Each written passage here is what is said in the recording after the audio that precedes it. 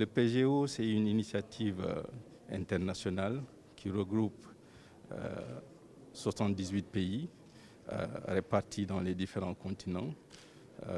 Nous avons à peu près 15 pays africains qui y participent et l'initiative vise à promouvoir la transparence dans l'action publique.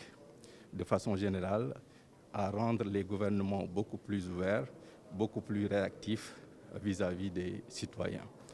Le Sénégal a adhéré en 2018 et après cette adhésion, il s'est agi d'élaborer un plan national d'action qui vise, comme je l'ai indiqué, à renforcer la transparence de l'action publique au Sénégal.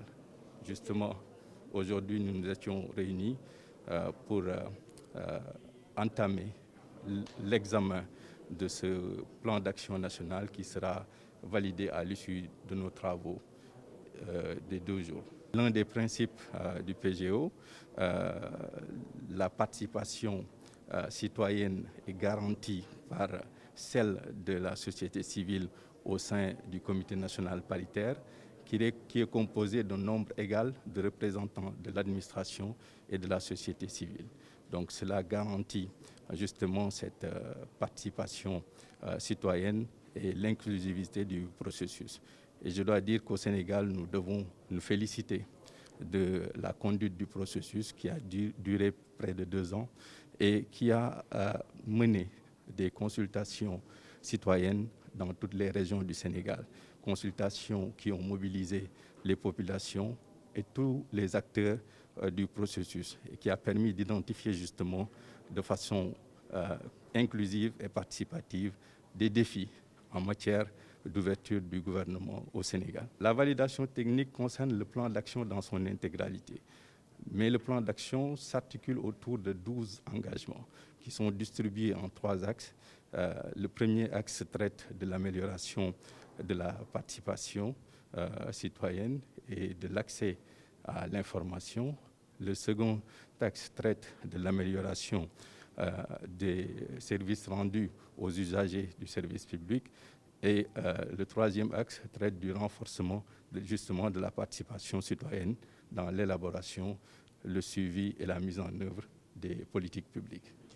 L'intérêt est grand dans la mesure où l'ouverture, la transparence dans la gouvernance de l'action publique concourt à l'amélioration de la qualité des services que l'État rend à ses citoyens. D'autres avantages sont notamment le fait que l'action publique devient davantage plus crédible auprès des citoyens qui ont l'opportunité d'y participer activement, d'avoir accès à différentes informations, mais également de pouvoir évaluer la qualité des services qui leur est donnée.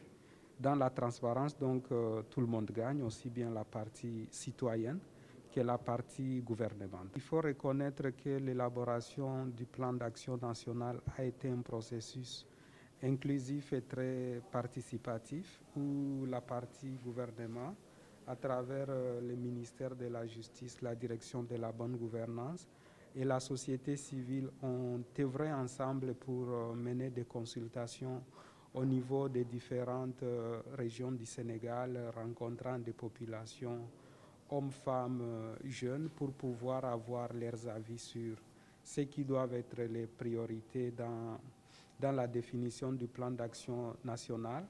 C'est cela qui a conduit au document que nous soumettons à la validation aujourd'hui. Mais effectivement, ce n'est pas une fin en soi. Une fois les documents évalués, ça nous rend encore plus redevables envers ces citoyens que nous avons consultés pour leur dire comment nous évoluons chaque jour, qu'est-ce qui avance bien, quels défis nous rencontrons et comment nous essayons de les surmonter. Il faudra donc que tout le monde y mette de l'énergie. Nous pensons que l'État va s'approprier ce plan d'action national, y allouer les capitales nécessaires, aussi bien sur le plan humain que d'autres ressources, pour qu'il soit effectivement mis en œuvre, que les différents départements étatiques vont s'approprier les engagements qui sont les leurs et les mettre en œuvre au mieux de la population.